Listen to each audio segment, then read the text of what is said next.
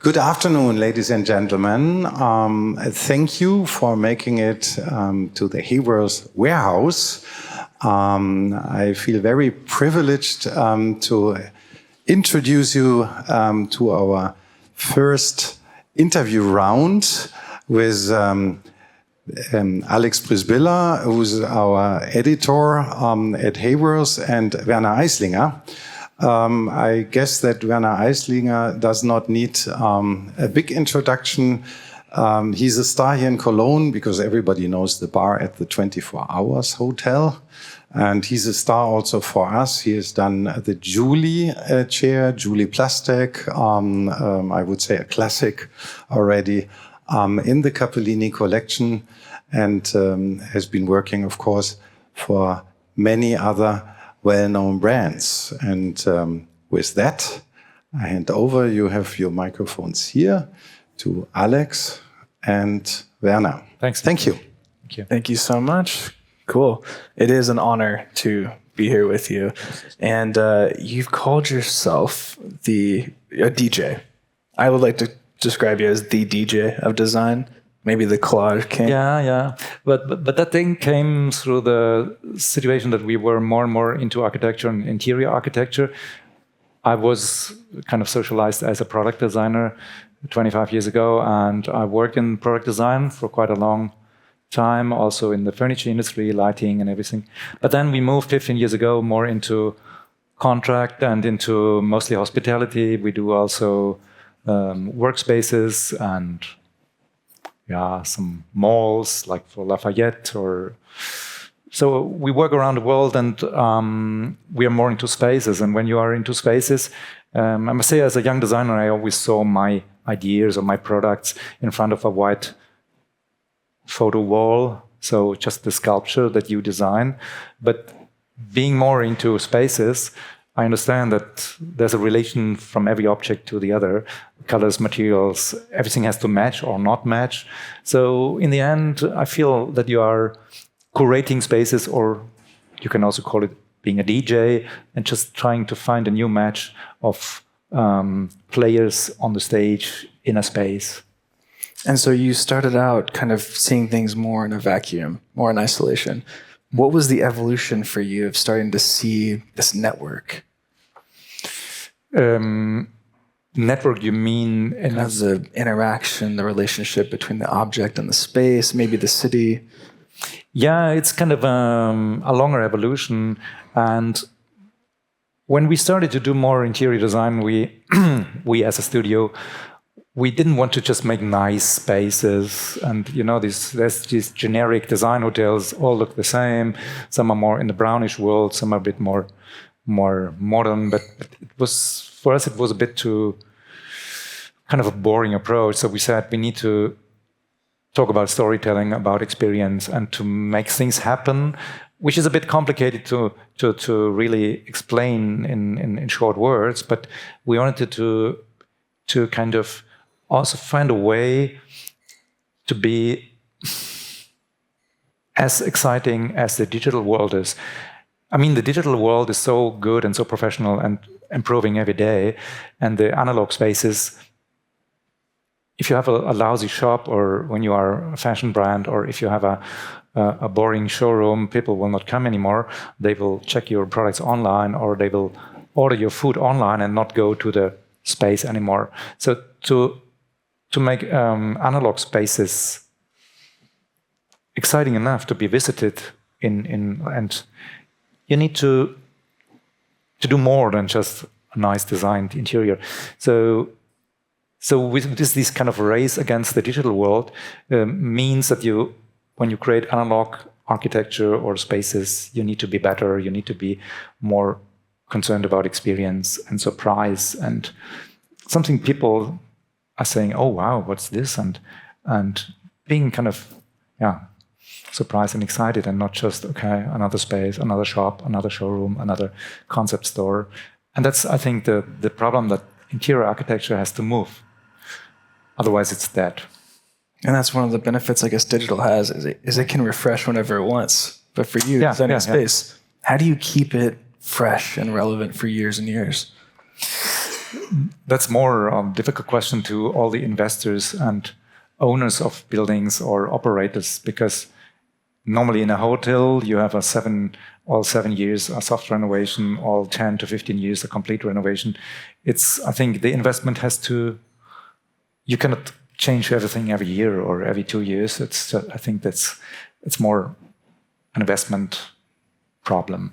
But what we do a lot recently is we offer styling. So styling in a way that we think about the props, the kind of decoration, the objects, the vintage objects. So we have several people in our studio who are just caring about collecting vintage, because when you open a new space and everything is new, everything is, let's say, sterile and still smelling like coming from the production, it needs some time for people to accept the space. But when there's some vintage pieces, if it's rugs or older chairs, you push the acceptance of a space to a higher level. So we also try to we don't want to replace products, but we want to add up some decorative elements in spaces. And when you kind of plan out the story for each hotel, you mentioned the storytelling aspect of it. Do you have a story in mind that you want guests to experience? Or do you just want to give them the pieces so they can kind of build the story themselves when they walk through this? No. When we do storytelling, and with some of the brands, like the 25 Hours Hotel here in Cologne, the operators, the hotel brands, they ask for stories. So the first step of the planning process is creating a story. And in this case, the building, I don't know, some of you might know it, it's a round building.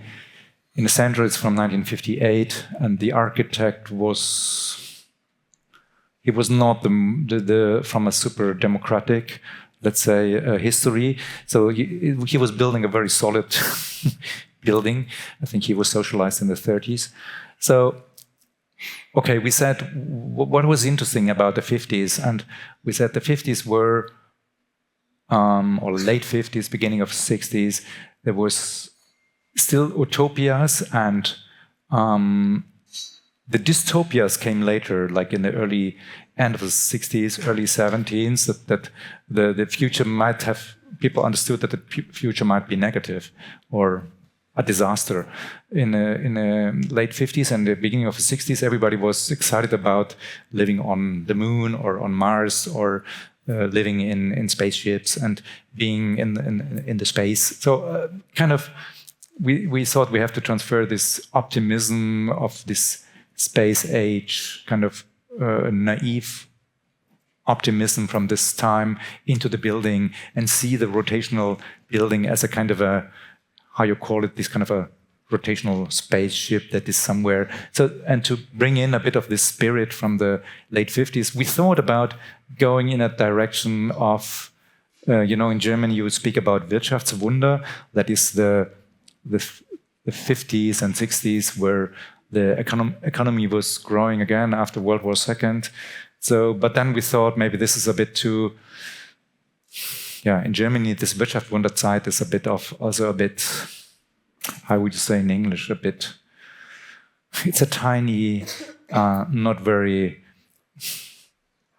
exciting world. The furniture, the pieces people were using, the electronic items, everything was a bit, I would say, small-minded at the time. So we said maybe better not going this kind of special German story about the time when the building was built, but going more into this kind of global idea of what the future might bring. So this was the kind of start. So you start with let's say, the age of the building, or you can also, in other areas, we start with the neighborhood or the city or the country and what. So we tried to connect it to history or the city where it is, because otherwise you could do an artificial story, but an artificial story would end up in Disney. I mean, you can always build Disney and say, whatever happens here in this neighborhood, on this building, we build a garden of whatever, and then you build something completely set design, artificial, but it's not connected to the place or the building. So we don't want to be Disney. We want to create a story that is connected. Yeah. And do you feel like there are commonalities, whether you're designing in Singapore or Zurich or Berlin or wherever? Do you feel like there is a commonality sometimes, like a certain spirit or? Yeah. I mean, when you go into, we always try to be local, let's say neighborhood orientated from the building and see what is around. We always try to connect to local artists or musicians or vintage dealers or people who are cool in the city, graphic designers, illustrators, and it's also a co-op world. We don't want to be the designers, because the problem is also when you come from Berlin and you make a hotel in Berlin, all good.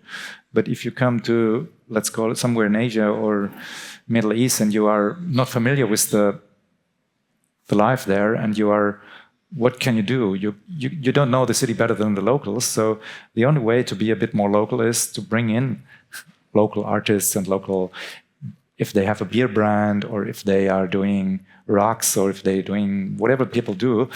So we try to be not, that's also the DJ situation. We try to organize and orchestrate the project, but we don't have to design every detail by ourselves and say, okay, we are graphic designers, we are artists, we are designers, we are architects. So we say, the playground normally is big enough in a hotel. You have, I don't know, 10, 20,000 square meters, sometimes 30,000 square meters, depends. So there's enough space in a big building that a group of designers or architects or creative people are contributing. I would love to hear about, you mentioned Michele DeLucchi, who came up on the screen. I would love to hear about your freelance years back in the early 90s, because it does seem like you've maintained this spirit of optimism and whimsy for over 3 decades. Yeah. I mean, I was, when I was young, I was working I was Jasper Morrison's first assistant ever. I was in London working for Ron Arad, and then I moved to Milan and worked for Michele DeLucchi. We talked about him. And so these guys were, at the time, they were heroes already, and it was nice to understand how they work, how they see life and work. And but I was also on this track to be, like in German, you say Autoren, designer. In English, you would say maybe designer as an author. So you're more working very personally, with a personal approach, which is not so important anymore today. I think today there's more groups and teams. But when I was socialized, it was more about this personality. So I tried also to find a track or to find a slot in the market where I could be with the brand. But it's tough to socialize yourself as a designer. I think it's also nowadays. Yesterday I spoke to a young designer. It's also nowadays, it's always tough to socialize yourself when you are at a certain point and you have some reference projects and people start to know you or your work. But being on a creative track, it's always also a risk, let's say. And you also have to do a lot you do work for making money to survive, and you do also work as reference pieces. Sometimes you do a cooperation, you know you will never make any money on it or any. But you still do it because you say, hey, it's such a cool cooperation. Let's go for it. Maybe it leads to another connection, another project. So you invest always in, let's call them marketing projects, which are not relevant from a financial point of view, and on the same hand, you do other projects which are maybe a bit more boring, but they make the money. But you have always to play in both fields. And you always dream about that everything is overlapping. That what you like to do is making the best money, but it never happened. And so, even for the, let's say, more commercial projects, are you still able to express yourself in maybe choosing the colors, materials, finishes, something like that? The sustainability story, maybe. Are you still able to find a way creatively that is fulfilling? Yeah, I mean, now as we are a bigger team, we are between 40 and 50 people always. So you cannot do every little corner. You can always be a creative director in your own studio. There's some projects I'm really deep inside, but I'm not, you cannot run all projects in a detail level. So you try to push the team into directions and hopefully they go into these directions, but it's we are generally doing colorful spaces and places and trying to be optimistic, what you said before, and not being too style orientated. You know, it's not Armani Casa what we do. It's these kind of brownish, elegant, standardized, generic spaces that you see around the world, which is always nice in a upscale market, but it's not our business. We are always trying to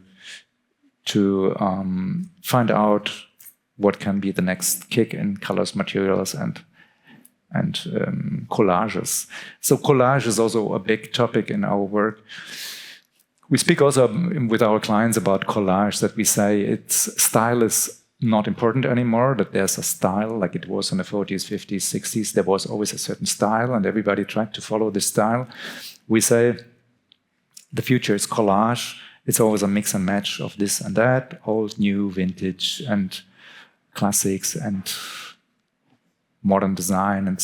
And we are trying to create something new for this project. I don't know if this was the answer, but no, it's perfect. It was an answer. So are there any places now, I mean, speaking of kind of collage type spaces, have you recently walked into any that were surprising in their influences? Like, I don't know, like a bookstore or a bar or something like that? That surprised me as a, I couldn't tell you an example. Sometimes it's more an atmosphere that you absorb when you are in another country, another continent, and you walk around and it's more, I would say it's more light and shadow, and some I couldn't tell you that this store in this city was exciting in the last year. It's more this kind of perception of, we work a lot in Middle East now, so being in Saudi Arabia or, okay, Dubai is a bit more commercial. Saudi Arabia is kind of wild because it's just starting to be a more open society. But you see things that are not professional, but you see maybe old kind of approaches in architecture, like historic world. So it's always a bit of, you filter a lot when you travel and when you, it's more kind of filtering what you see and then trying to make something new out of it, and not so much. I must say sometimes, what is the nice villa in Milan? You might know, Kurt, the Nervi, is it Necchi? This kind of, you know, in Milan, this kind of historic villa in the center. If not, go there. Villa Necchi. It's the super rich family from 100 years ago, and they invested in a building that is really wow. So to see these kind of architectural highlights also from the past, that's kind of touching. I like that idea. So actually the collage of your influences is kind of invisible in a way. You're pulling inspiration and you might not necessarily see it directly expressed, but it's all kind of going in and mixing, almost like a compost heap or something. Everything's kind of mixing together when you walk through, like an Aisslinger designed hospitality space.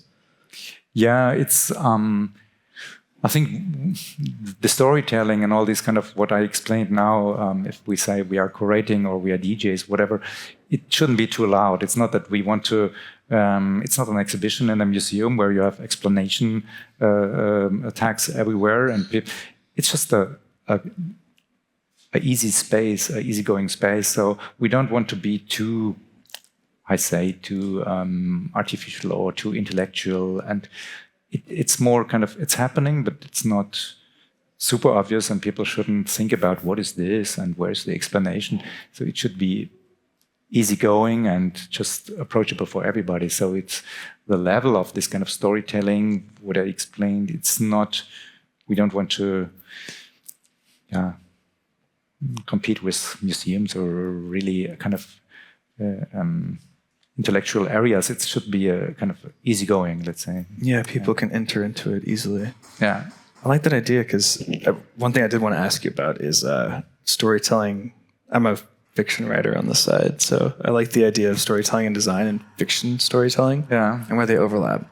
So what I'm kind of hearing is the protagonist in your spaces is not necessarily Studio Aisslinger. The protagonist is the person moving through the space. Like, you don't want the attention on yourself. It's always about the user or the guest or the consumer, whoever. So people should enjoy the spaces. Yeah, we are just kind of, in this way, we are set designers. Even if I said before, we don't feel like set designers, but we just create the spaces for people. And it's, I would say over the years, it's also a bit of, we know how deep a sofa needs to be, that people sit relaxed and not stiff. And we have all these kind of, if it's about ergonomics or about style, how big, how tall arm leans have to be in a restaurant so that people can sit like this and talk and not, things are not, if I speak of a kind of restaurant now, but there's other spaces you need a higher kind of backrest. But we as a team, we know all these kind of things, but we want that people connect. Because also speaking about the digital, professional digital world and the real analog spaces. The only good thing about analog spaces is you can meet real people. I mean, you can meet also everybody in the digital world. But I think these kind of real experiences with people, making friends or talking to somebody, to push this and to kind of make this possible. And this is also a goal, let's say, of spaces we create. And what would you say the antagonist might be with designing spaces, hospitality spaces? Would an antagonist be a bad space, a budget limitation? What's kind of the thing to overcome in storytelling for your hospitality? Yeah, it's always budget, and it's also the brands you work for. I mean, you can always jump as far as the brand wants to jump. When the brand has a lot of limits and a lot of regulations, you can just do inside your framework what can be done. So some of the conservative clients, they don't expect more than they have in mind. Some people give you it's not happening so often, but sometimes people give you a carte blanche and you can do not whatever you want, but you have a certain freedom. But that's mostly and we always want to do optimistic spaces. It's not about doing something dark and doing something disturbing. It's more about, okay, if you do a nightclub, you can be a bit more disturbing. But normally we are more on the positive side of life, I think. And can you think of any projects where you did kind of have carte blanche and just everything worked out? Are there any, highlight projects like that over the years? Over the years, highlight projects, yeah. I mean, for us, there were some key projects.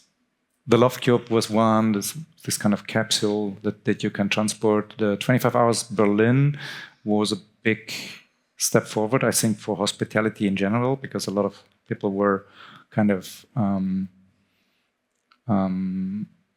at the time, it was 10 years ago, excited about the project. So there's always, we did a museum in Berlin, the Fotografiska Museum. I think it's also quite interesting because it's in a historic building that was the building where the unification of Germany happened in a cultural level. It was a very chaotic squatted art place. And now, 30 years later, it became a museum. So there's lots of graffitis inside. So it was a historic building and we implemented this museum. That was a cool project. So there's always, now we are involved in NEOM, which is in Saudi Arabia, they built a kind of a new city for 8-9 million people. And it starts, our part is really built. It will be open in 2026. So to work in Middle East and Saudi Arabia and in such a big project, it's also challenging and cool. There's some renderings here, but yeah, there's always, I would say, every 2-3 years, there's kind of one of these outstanding projects. But everything has to come together. The client needs to be open-minded. The budget needs to be okay, and the time frame. When you have too much of a rush, there's no time for, let's say, the evolution of storytelling and all this. So there's always these kind of lucky punch projects, but they happen from time to time. Nice. So do you think with hospitality versus hybrid workspaces, is one or the other easier to express a story? Are they the same? Are they kind of in opposition? What do you think is the relationship between storytelling and hospitality? I think there is a relation. Maybe in the future there will be more relation, but it's also a question of budget. I mean, the square meter budget for hospitality, I would say, from 4-star up is higher than in a workspace or in a hybrid space. So it's always the question where you want to move, but from a direction, I think there will be a morph of these two worlds. And because in the end, it's about making work nice and also efficient means that you need to generate spaces where people feel welcomed and connected and warm. So I think hospitality is a good example that will influence the world of work a lot in the future. So, or is already. You already see it kind of influencing. I think you see it morphing more and more. Yeah. And I wanted to ask, what are some things that you don't like about what you see going on in the world of design today? Because we have the worlds blurring a little bit with hospitality and hybrid workspaces. Is there anything else that you're like, I don't know about that trend? I mean, politics or your maybe politics. Politics is not okay. We talked about this before we started here. I mean, yeah, all over the world you have these tough right-wing parties growing, and yeah, societies are a bit split in Europe, US, and also in other countries.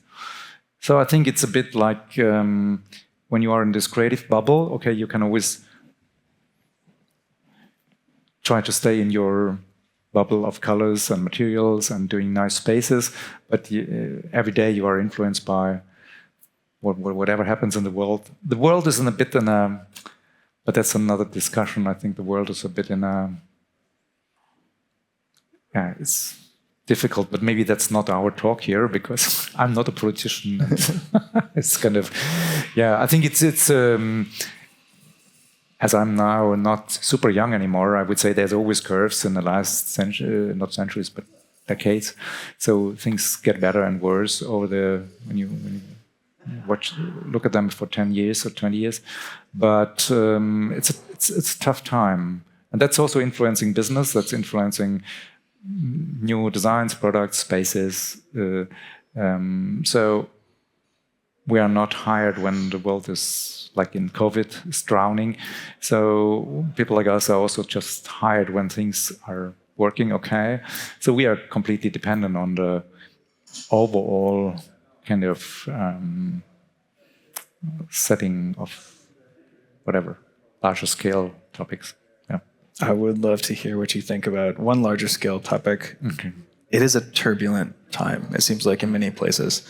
What do you think is the role of architects, interior designers, object designers in a time like this? I mean, can they contribute by making products more sustainable that helps the climate issue? Can they contribute by inspiring? What do you think is the role of designers now?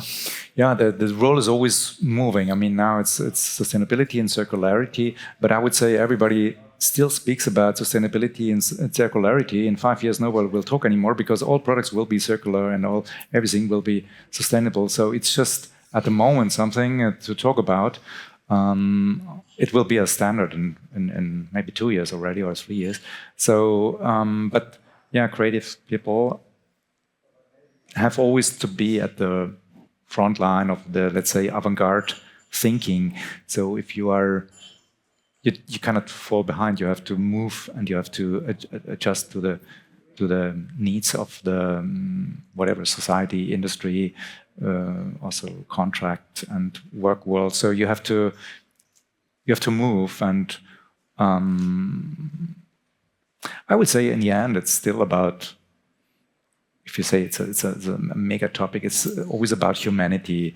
You have to make things nicer and more kind of friendly. So interiors, spaces, workspaces, the more friendly and the more human they get, the better it is for people who have to use them. So maybe that's a bit of a standard thing, I would say. And have you, I mean, no, I know it's not a straight line, but do you feel design and interiors have gotten more human over the years? I think yes, but okay, design is always the question where you are, in what price level you are thinking. We were just talking today, I don't know with whom, about, we worked as industrial designers, my studio, 10 years ago, a lot in China. So we worked for Haier and for Changhong, a big electronic company. And we worked also for Canon in Japan. And even if Richard Meier built the Canon kind of office buildings in Tokyo, so when you enter the campus of Canon, super cool architecture, but when you enter the spaces, people sit on plastic chairs like in a cheap restaurant, and lousy tables. And so the interior, let's say the workspace is there, also in China even worse. Good, this was, let's say, 10 years ago, but I was super shocked about the conditions people have to kind of accept there. You know, in Japan, they still had this dress, like everybody had the company dress on, nobody had private clothes. So I was kind of shocked. I'm not sure if it's still like this, but so I think there's a lot to do around the world in a global thinking. I mean, US and Europe are always doing quite good, but there's, let's say, second and third worlds in the world that need to improve much more than we. We are in a very sophisticated level already here, but I think there's a lot to do. And would you say that's kind of one of your hopes, maybe for design for the next 5-10 years, is to see the benefits affect more people? Yeah. I think when it ends up being wherever in the world and the overall level is rising, that would be cool. Definitely. I want to ask one more question about Julie, because it's such a cool opportunity that you had to be able to go back and revisit a product after 20 years, right? Yeah. What was that whole process like? Like, did you feel like you had unfinished business with Julie? Did you just see the material and you thought, oh, I could really bring a new... Yeah, I mean, a product that has a long life cycle is obviously a good product. And when the product is there, you start to work on it over the years. You do a new base or you do a new upholstery system.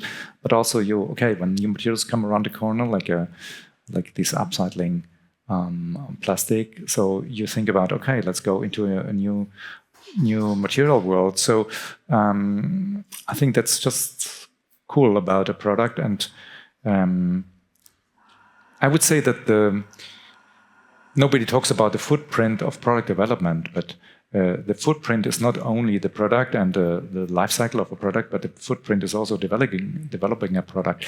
So when you develop a product, and you develop every year a new product, so you do a lot of 3D printing, you do a lot of engineers driving around their cities and meeting up, and so the product development has also a footprint.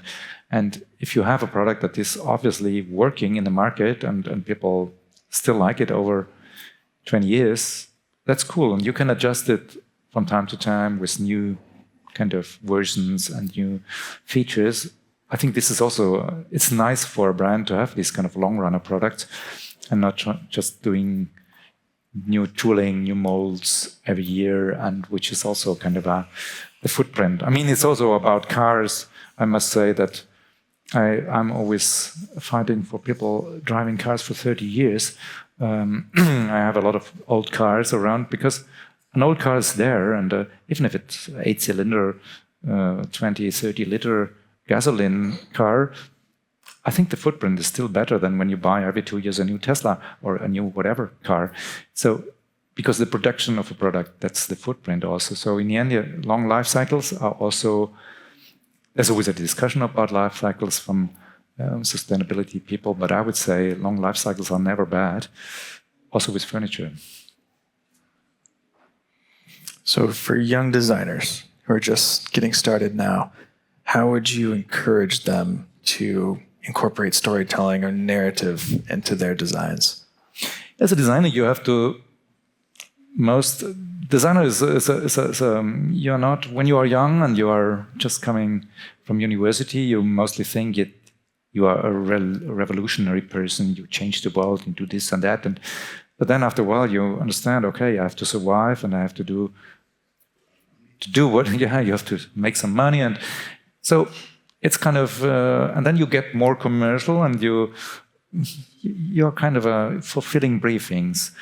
And the question is, can you be our own entity and can you be somebody who is critical and doing this and that and doing revolutionary kind of experiments, or are you 100% fulfilling briefings from your partners or your brands? And I think the question is always, do you do the job just to make your money and to survive, or you also have on kind of this kind of Buckminster Fuller approach? I mean, Buckminster Fuller was I think the greatest guy ever, because he was kind of living a life which was an experiment. So he was doing a lot of things that were completely uncommercial in the beginning, at least. But he made exciting things. So his life was more on a I would say, on the experimental kind of direction. But you can also, and a young designer has to decide if he's, let's say, if it's a job or if he has a mission or develops a mission. But that's everybody has to decide for himself where he goes. So.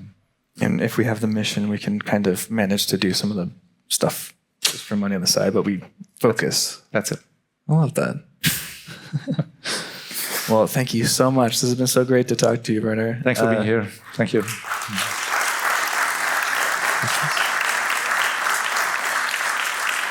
All right. Does anybody have any questions? I do. Okay. So I have a question. We always see the projects that got realized. So all the beautiful images, everything that we see, the things that you finished at some point. Is there a project that you never got to a point where it could be shown and that you really regret until this day? Whatever I did in the last 25 years, 25% have been realized, 75% has been stopped. So whatever you do, it's a product design. There's always reasons, budget reasons, whatever technical problems. So I would say maybe there's some designers around who have a better quote. But my quote is something like 25%. So what you see, it's always that was, as you explained it, that has been done or been built. And the rest is always projects, studies, kind of pitches, or some kind of studies that have been done to a certain extent, but nobody ever started the realization of the manufacturing of these projects. So it's a lot of work has not been, never got to production, or also spaces never have been built. That's a reality. Is there one particular one that you say, like, I would love to see that at some point, or I really regret that it wasn't built or done?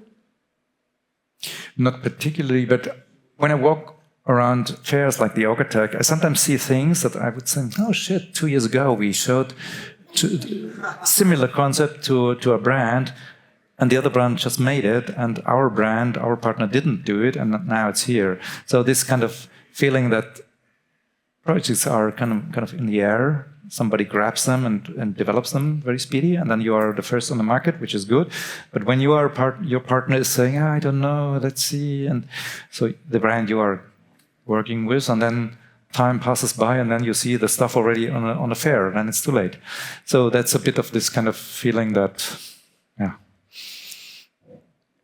But ideas are always kind of around in the air. It's not that some designers have ideas that are 20 years ahead and others just working, looking what others are doing and trying to mix match.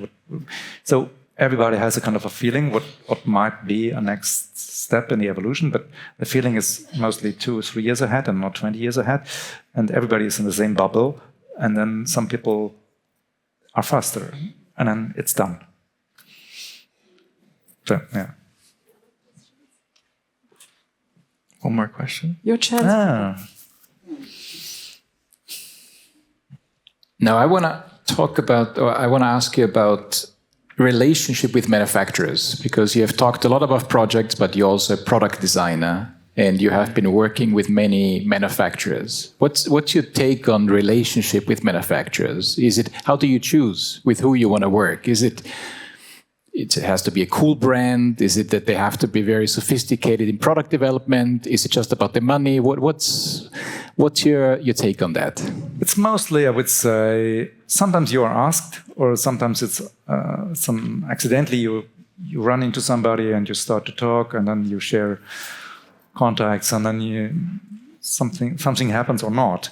So it's a bit, I was never so strategic in my life. I was never the guy who said, okay, I have to fly to this city because I heard this guy is there and then I have to run into him. So I was always kind of floating around, being on fairs, doing my stuff, and then people came or they didn't come. But I would say that there's some longer relationships, like to Capellini, you know it. There's some brands you work over 10 or 20 years together. But I would say a typical relationship is 7 years to a company, because it has to do with people who work there. So the management changes, the system is changing. So you cannot rely. I mean, when I was a young designer, there were these kind of owners who are the managers. These kind of, when I did a project with Vitra 20 years ago. So I was working with Rolf Filbaum. We made a system. So, and Rolf Filbaum, he was always there. But okay, one day he was not there anymore because the daughter of his brother took over. But there were these consistent personalities in the design world. But this is fading because there's not so many owning. I think the next generation, they are not so interested in running the business anymore, at least in the furniture world. They sell it, their family business, to mostly larger groups or so, or they give it to managers. This kind of situation when I was young, that you sit together at a table and eat a pizza with a manufacturer who's the owner at the same time, that happened 20 years ago, but not so much anymore. So, and these people were more consistent, the owner families, but nowadays I would say it's always waves. You have a flow for, let's say 7 years, you work together, do this and that, and then it's, maybe you change to another brand, or the brand changes. So it's kind of, there's no rule, I would say, but there's luckily some relationships that work longer, but it's also the people then. You are connected to some of the people, you know them since 20 years, and then it's always nice to meet up. If you do a project together is another topic. So there's also brands I know since ever. We have a nice relationship, we talk and have fun, but it doesn't necessarily mean that you work, you do a next project. So, and I'm not so pushy, I must say. So if it's, in Germany you have this word, funktionalisierte Freundschaften. That is a bit like, some people say it, it's a functional friendship, you know. You make friends to start a business, but that's, I was more seeing what happens always. Maybe I'm old school, I'm not sure. Maybe new designers are a bit more pushy than the younger.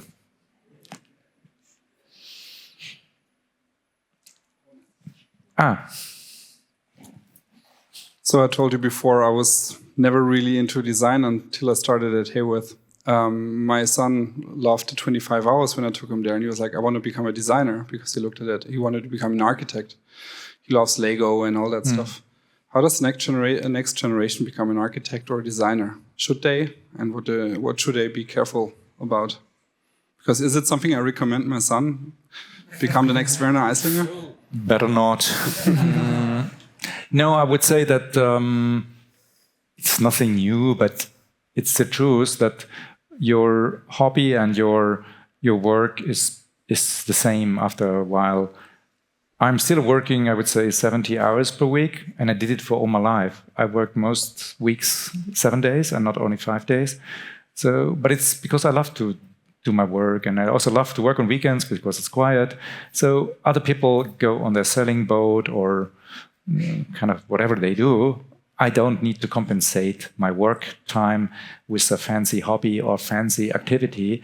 I also go outdoors and do some sports, but I don't need a compensation. So I'm kind of happy to do my work, and so in the end, it's a track when you do a creative job. It's a track that you're eaten up by your job and by this creative bubble, and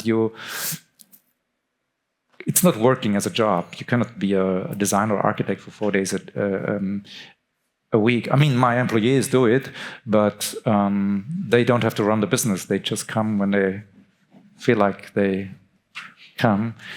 So, but as being responsible and running the business, it's tough. It's a 24/7 job, which is cool, but I wouldn't recommend. I was teaching in a university for several years, and I had this feeling that there were always these kind of upper class kids studying design, because in Europe, there, from when you consider all schools, all design universities, there's an output of 25,000 graduates every year. It's 480 million people in Europe, so 25,000 designers is not so much coming out of universities, but there's no real need for them, because I mean, how many designers work for Haworth? I don't know how many. We don't want to point fingers, but yeah, but and how many work for Apple or for BMW?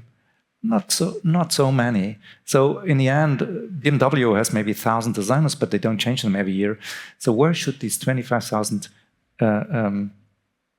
graduated designers go? But it's very fashion to be a designer, because let's say mostly these upper class parents think, yeah, art is not good, art is too insecure. But go for design. Design is a good job. So parents push their kids to study design, if it's fashion design or whatever design. But the job reality is tough. So I wouldn't. I mean, when you are a maniac, you can always make your way, but it's not an easy playground. Also, like in every week, some friends, I mean, have kids, as my kids are, I don't know, like in the 20s, and they want to make an internship. So every week I got a call from friends, hey, my son doesn't know what to do, but maybe it's good he's doing an internship in your studio for maybe design is something interesting. I was, okay, I sent him, but it's cool to be connected to design, but the job reality is tough. And there's not so much, I don't want to be too negative, but if your son runs for it, good. My daughter also became a graphic media designer, so I couldn't stop her also. Do you have any more questions? All right, I have one more to close us out then. So you know Michele, Memphis, named after Bob Dylan songs. That's kind of the soundtrack of Memphis, right, Bob Dylan? So you have Studio Aisslinger. What would soundtrack Aisslinger be?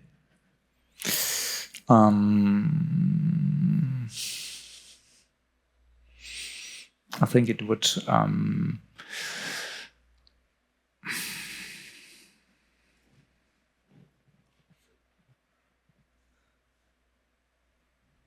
I think it would be Daft Punk. Lucky. All right. Thank you. Thanks.